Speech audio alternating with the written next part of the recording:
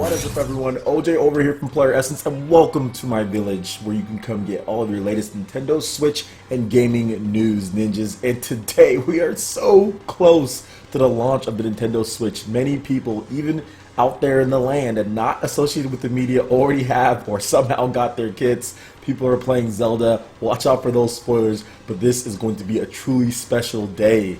A truly special day tomorrow. We'll be starting our adventure right here on PlayerEssence, so make sure you keep it locked for live streams, probably starting somewhere around 12:45 to 1 a.m.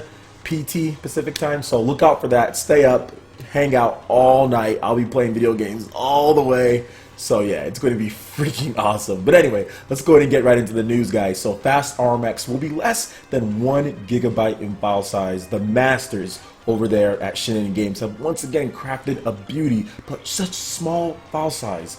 Optimization for the hardware itself. That's what the Nintendo Switch brings if you put your mind to it, so everyone can install that right away. Remember, guys, file sizes are going to be very important on the Nintendo Switch because it does only come with 26 usable gigabytes of file memory. So I think indie games, smaller games, you're going to be fine because bigger games don't install. So pretty much just install and download indie games, then buy the bigger games like Zelda and stuff. Buy those on physical cartridges and you should be good. But yes, fast RMX, this game, less than 1 gigabyte in size. That, like, high quality of graphics, man, so good. 900 megabytes to be exact. So that is very impressive. But what might even be more impressive is some of the tech surrounding fast RMX. So they've actually talked about this a little bit when it comes to the file size and some of the other stuff. And here's what Shinin had to say on the matter. As always, we used all the tricks to keep the file size super small without sacrificing any quality. The file size of fast RMX will therefore only be 900 megabytes. So anyone can download it really fast to their internal memory. Despite the small size, the game is full packed of content with an overview below. 10 cups, 15 vehicles, 30 individual tracks, 47 audio tracks. Always trying to make the most of the technology available. Shinin has also implemented surround sound for those who have it set up on their TVs. And with the surround sound, when you're playing in console mode on a 5.1 surround set, you can hear other drivers coming from behind or passing by. Of course, also most other actions have 3D sounds associated. When playing in handheld mode, we down mix to stereo, but we'll have 3D information processed, distance, panning, Doppler effect. In addition to that, there is touchscreen support, so all buttons in the menus can be operated by touch. This makes it a breeze to select any items when playing in handheld mode. So really good stuff from Shinin, once again proving that they are pretty much a Nintendo first-party developer when it comes to optimization, when it comes to delivering quality content to the Nintendo platforms. They've done it all along. That's kind of where their bread and butter is. That's where they make a lot of their sales, and they've been very profitable for a small team. I'm always wondering when they're actually going to add some people, but it seems like they're perfectly happy with just taking basic game concepts, putting them together, polishing it up, and putting it out on Nintendo systems.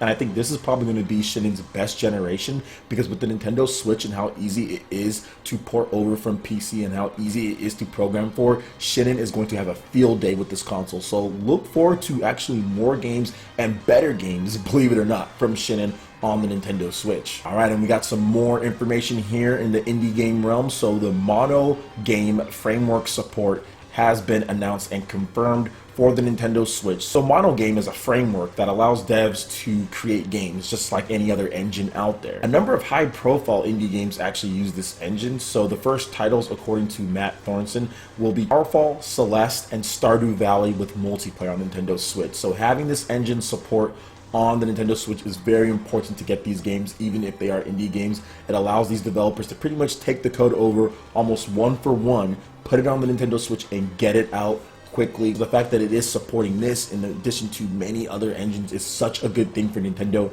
and going forward it's going to be very important for these developers to have all the tools necessary in order to get games out quick, especially high quality indie titles, AAA titles, whatever the case is. I think Nintendo's done a good job of making sure that their engines run when it comes to like Unreal, when it comes to various different types so far that we've already had announced, and now we have MonoGame also as well. So good stuff there. All right, and lastly, we're going to be talking about Reggie and how he talked about the Unreal Engine 4 support for the Nintendo Switch at GDC. So there's some news coming in, and this time it comes from Epic Games Conference, and they showed off a pre-recorded video featuring Nintendo of America President Reggie Fils-Aimé, and he was just broadcasted out to the conference there, and the topic was about Unreal Engine 4 and its support on the Nintendo Switch. And Reggie says at one point that Unreal is enabling a whole new group of developers to make games for the Nintendo Switch.